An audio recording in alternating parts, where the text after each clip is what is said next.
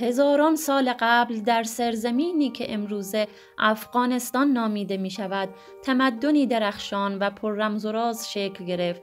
تمدنی که در دل کوه‌ها و دشت‌ها گنج‌هایی بر جا گذاشت که بعدها در دوران ما از زیر خاک بیرون آمدند و رازهای عصر برنز را برملا کردند. در ویدیوی قبلی از دوران عصر سنگ یا عصر حجر در افغانستان صحبت کردیم و با آثار و اسناد تاریخی کشف شده پی بردیم که 100,000 سال قبل در افغانستان انسانها زندگی و بود و باش داشتند. حالا می رسیم به عصر برنز، زمانی که انسانها به دوره پیشرفته تری رسیدند که با ذوب کردن مس و قل توانستند ابزار و ظروف بسازند که به این دوره عصر برنز می گویند و عصر برنز متعلق به 5,000 سال قبل می باشد. عصر برنز در افغانستان. روزگاری در دل ولایت بغلان کشاورزانی در تپه‌ای به نام تپه فلول مشغول کشت و کار بودند که ناگهان بیخبر از همه چیز داستشان به شیئی سخت برخورد و ناگهان از دل خاک قطعه‌ای درخشان از فلز نمایان شد. وقتی که خاک را کنار زدند، نه یک شی بلکه گنجینه‌ای شگفت‌انگیز از طلا و نقره آشکار شد. کاسه ها و پیاله هایی با نقش گاو، مار و حیوانات افسانه‌ای. این اشیا پیام‌آور عصری دور بودند، عصر برنز حدود 4200 سال قبل. خبر به زودی به گوش دانشمندان رسید. باستانشناسان فرانسوی از جمله ژان ماری کازل و همراهانش از هیئت باستانشناسی فرانسه در افغانستان به آنجا آمدند.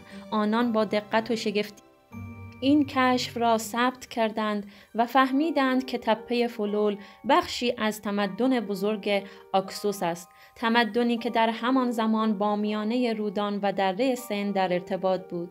از آن روز به بعد تپه فلول تنها یک زمین کشاورزی نبود، بلکه دریچه‌ای شد به دنیایی که هزاران سال در خاک خفته بود. کمی آن سوتر در دشت‌های پهناور شمال افغانستان تپه‌ای آرام و خاموش بود که مردم محل آن را داشلی می‌نامیدند. سالها کسی نمی‌دانست که زیر این خاک خاموش رازهایی از یکی از کهن‌ترین تمدن‌های جهان خفته است، تا آنکه در دهه 1970 میلادی باستانشناسی پرشور از شوروی به نام ویکتور ساریاندی با گروهش به این سرزمین آمد. او می‌دانست که این خاک چیزی بیش از غبار عادی دارد. کلنگ‌ها که بر زمین نشست، ناگهان دیوارهایی از خشت خام و آثار یک شهر باستانی از دل خاک نمایان شد. داشلی 3 شهرک بزرگ داشت با برج‌های مستحکم، کوچه‌هایی باریک، خانه‌هایی چارگوش و حتی معابد. از درون این محوطه‌ها سفالهای رنگی، ابزارهای برنزی، مجسمه‌های گلی و تندیس‌های آیینی بیرون آمدند. برخی از ظروف کشف شده نقش‌هایی از حیوانات و نمادهای مذهبی داشتند که نشان می‌داد مردم اینجا به آیین‌های مقدس باور داشتند. ساریاندی و تیمش حیرت زده بودند، زیرا این یافته‌ها ثابت کرد که در بلخ حدود 2200 سال قبل از میلاد تمدنی شکوفا میزیسته، تمدنی که همزمان با میانه رودان و دره سند نفس میکشید. از آن روز به بعد نام داشلی دیگر فقط یک تپه خاموش نبود، بلکه به یادگار جاودانه شکوه عصر برنز مبدل شد، جایی که دیوارهای فرو ریخته اش هنوز هم در گوش تاریخ زمزمه می کنند. ما شهری بودیم پر از زندگی، پر از راز، پر از شکوه. در قسمتی دیگر در سرزمین گرم و طلایی جنوب افغانستان، جایی که امروز به نام قندهار میشناسیم، تپه‌ای بزرگ و اسرارآمیز به نام مندیگک آرام گرفته بود. خاکش خاموش و بی صدا، اما رازهایی در دل داشت که منتظر بودند کسی آنها را کشف کند. تا اینکه در حدود 1970 میلادی گروهی از باستانشناسان شوروی به سرپرستی ویکتور و همراهانش وارد این منطقه شدند. هر بیل و کلنگ که بر خاک خورد گوشه ای از گذشته را آشکار کرد. از دل خاک دیوارها و پایه های خانه های مستطیلی، ابزارهای برنزی، خنجرها و تبرهای کوچک، ظروف سفالی، مهرها و زیورآلات ساخته شده از سنگ و فلز پدیدار شد. برخی از سفالها با خطوط هندسی و نقوش حیوانی مزین بودند.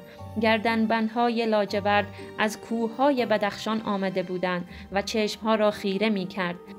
کاوشگران دریافتند که مندیگک بخشی از شبکه فرهنگی جنوب افغانستان و همسایگانش بوده. مردمان این سرزمین نه تنها در تجارت بلکه در هنر و آیین‌های مذهبی مهارت داشتند و هر شیء پیدا شده داستانی از زندگی روزمره و باورهایشان بازگو می‌کرد. از آن روز به بعد تپه مندیگک دیگر فقط خاک نبود، بلکه کتابی زنده از عصر برنز جنوب افغانستان شد، جایی که هر سنگ و هر ظرف نجوا می کرد ما اینجا بودیم، ما ساختیم و ما با جهان پیوند داشتیم. روزگاری در ولایت لوگر افغانستان، جایی پنهان در دل کوه‌ها، سرزمینی بود به نام مس عینک. هزاران سال قبل در دوران برنز مردمان باستان اینجا کوره‌های آتش برپا می‌کردند، از دل سنگ‌های سرخ مس گداخته بیرون می‌کشیدند و با آن ابزار، زیورآلات و حتی مجسمه‌های کوچک می‌ساختند. هزاران سال گذشت، این راز در دل خاک مدفون ماند تا اینکه در دهه 1960 میلادی باستانشناسان فرانسوی از هیئت دافا به این سرزمین رسیدند. آنها وقتی خاک را کنار زدند، گویی دروازه‌ای به گذشته درخشان گشودند. در دل کوه‌ها معبدهای عظیم بودایی پدیدار شدند، مجسمه‌های با شکوه بودا، دیوارنگاره‌های رنگین، پیکرهای گلی و سنگی و بقایای شهرکی باستانی. نه تنها نشانه‌های صنعت مس و برنز پیدا شد، بلکه آشکار شد اینجا روزگاری مرکز مهمی از راه ابریشم بوده. باستانشناسان شگفت زده شدند، زیرا مس عینک ترکیبی از معدنکاری و تمدن بودایی را در خود داشت. صدها مجسمه، زیورآلات فلزی، ظروف سفالی و حتی بقایای کتابخانه‌های بودایی از دل خاک بیرون آمدند. امروز مس عینک نه فقط یک معدن عظیم، بلکه داستانی زنده از پیوند تجارت، مذهب و صنعت در قلب افغانستان است، جایی که گذشته هنوز نفس می کشد و هر تکه خاکش قصه ای هزاران ساله در خود دارد. روزگاری در سرزمین باختر در شمال افغانستان امروز مردمانی میزیستند که در دل خاک رازهایی طلایی بر جا گذاشتند. اینجا جایی بود به نام طلا تپه، تپه‌ای خاموش که گنجینه‌ای شگفت‌انگیز در سینه خود پنهان کرده بود.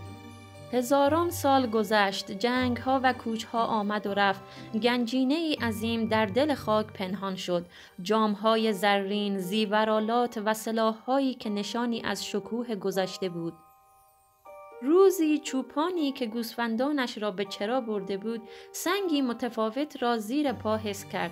کنجکاوی او را به شکافی در زمین رساند و ناگهان نخستین تکه فلزی که نور خورشید را بازتاب می‌داد، چشمش را خیره کرد. زمانی که این خبر به گوش باستانشناسان رسید، در سال 1978 باستانشناسی از اهل شوروی به نام ویکتور به همراه تیم افغان خود خاک طلا تپه را کنار زدند. آنها وقتی وارد شدند با صحنه‌ای روبرو شدند که نفس همه را بند آورد. 6 آرامگاه باستانی، یک قبر متعلق به مردی بلند پایه و 5 قبر دیگر به بانوانی نجیب زاده تعلق داشت. اما آنچه این آرامگاه‌ها را افسانه‌ای ساخت، نه استخوان‌ها بلکه هزاران شیء زرین و بی‌نظیر بود.